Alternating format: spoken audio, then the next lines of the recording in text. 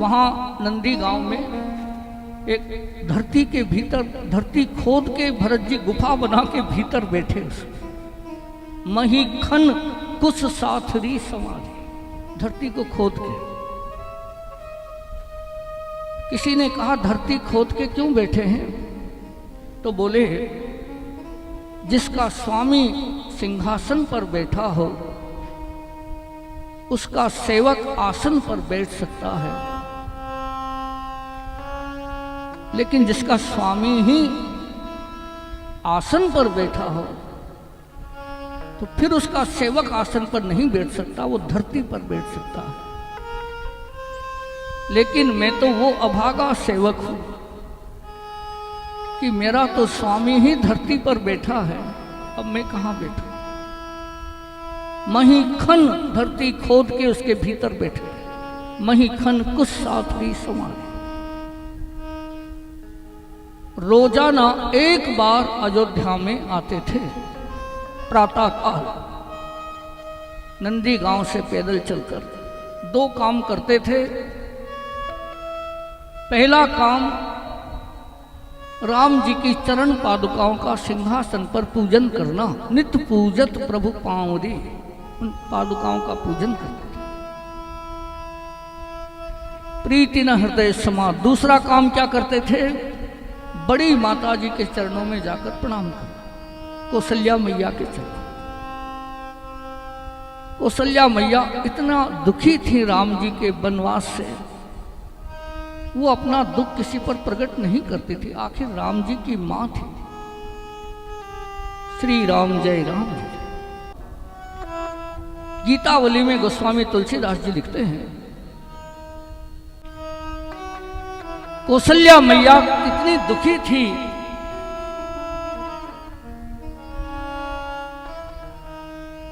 जब बरसात होती है तो हम लोग जैसे बाहर हों तो दौड़कर हम वहां जाते हैं जहां छत हो, जहां से पानी में हम भीगे नहीं, ऐसी जगह जाके खड़े होते हैं। लेकिन कौशल्या मैया क्या करती थी? जब भी बरसात होती थी वो महल से दौड़कर बाहर खड़ी होती थी, जहां पानी बरसे उस जगह खड़ी होती थी। गीतावली में तुलसीदास जी ने इस वेदना को लिखा। छत के ऊपर चढ़ जाती थी खुले में। बरसात, जितनी देर तक बरसात होती रहती थी मैया भीगती रहती थी, बरसात में भीगती थी और दक्षिण की तरफ देखती रहती थी। आकाश से बादल बरसते रहते थे और वहां उनकी दोनों आंखें भी साथ में बरसती रहती थी। वो सोचती रहती थी पता नहीं इस बरसात में वो तीनों किस हाल में होंगे, कहां होंगे, पता नहीं कहां भीग रहे होंगे। ये सोचकर मैया दक्षिण की तरफ देखती रहती थी और खड़ी रहती थी बरसात में। श्री राम जय राम। इसलिए भरत जी रोज कौशल्या जी को धीरज बंधाने जाते थे। एक दिन बादल हट कर रहा, बरसता बंद ही नहीं हो रहा, तो कौशल्या जी उस बादल से झगड़ा करती है, उसे फटकारती है। क्या भाव लिखा है गोस्वामी तुलसीदास जी ने गीतावली में, आप देखिए इतने सुंदर सुंदर भाव दिए हैं उन्हें। कौशल्या जी ने कहा कि जाओ री बदरिया बरसवाही देशवा में, होती ना जहां बरसात हो। हे बादल, अगर तुम्हें बरसना है तो उस देश में चले जाओ भैया जहां बरसात नहीं हुई है, वहां बरसो जाकर। हमारे अयोध्या में जल की कोई आवश्यकता नहीं है। तुम्हें पता नहीं हमारा एक पागल तपस्वी है, वो नंदी गांव में बैठा बैठा 24 घंटे उसकी आंखें बरस रही है। इसलिए अयोध्या में वर्षा पर्याप्त हो चुकी है, अब हमें जल की कोई आवश्यकता नहीं। कि जाओ री बदरिया बरसवाही देशवा में, होती ना जहां बरसात हो, हमरे तपस्या की अखियां अयोध्या में बरसत हैं दिन रात हो। दिन रात बरस रही है हमारे एक पागल बेटे की आंखें, इसलिए हमें जल की कोई आवश्यकता नहीं। तुम और कहीं जाकर बरसो। तो मानो बादल उत्तर दे रहा उनको, कल्पना उनकी भावना ऐसी बन रही कि बादल उनसे ये कह रहा, मैया मेरा श्याम रंग है और आपके पुत्रों का भी तो 2 पुत्रों का श्याम रंग है, इसलिए आप मुझे क्यों भगाना चाहती हैं? ऐसे वो निवेदन कर। तो कौशल्या जी उसको उत्तर दे रही, श्याम रंग बदरा सुनो रे अयोध्या में, श्याम रंग को नहीं काम हो।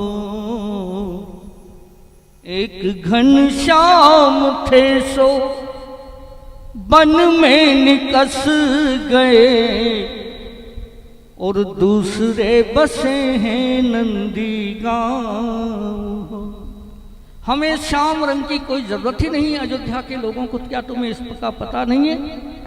हम श्याम रंग को अयोध्या में रहने ही नहीं देंगे, ये हमने निश्चय कर रखा है।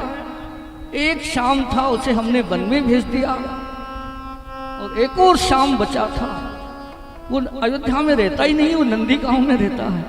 इसलिए हमें तुम्हारी कोई आवश्यकता नहीं, तुम यहां से चले जाओ। ऐसे कह रहे हैं उस बादल से।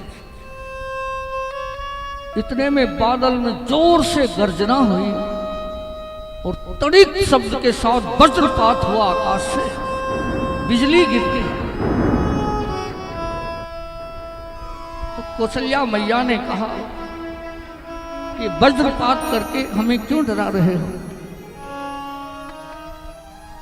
उमड़ घुमड़ घन वज्र गिरई। पहले वज्रपात वहां होता था, किसी राजा के मुकुट पे जाकर वज्र गिरता था।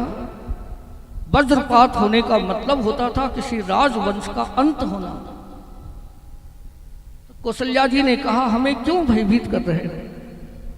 किसके मुकुट पे तुम गिरना चाहते हो? उमड़ घुमड़ घन वज्र गिरई हो, कहूं सुबटन के माथ। कहीं जहां राजा रहते हो वहां जाकर गिरो अगर गिरना है। क्या तुम्हें पता नहीं है यहां बहुत पहले ही वज्रपात हो चुका? श्री राम जय राम। यहां तो वज्रगिरी पहले ही। हम सब अबला अनाथ, हम तो अबलाएं रह रही हैं अनाथ अयोध्या में, तो हमें वज्र से क्यों डरा रहे? ऐसे उस बादल से वार्तालाप करती हैं माता कौशल्या, और उनके इस पूरे भाव को गोस्वामी जी ने गीतावली में स्थान दिया है। इसलिए भरत जी रोज माता जी के पास जरूर जाते थे।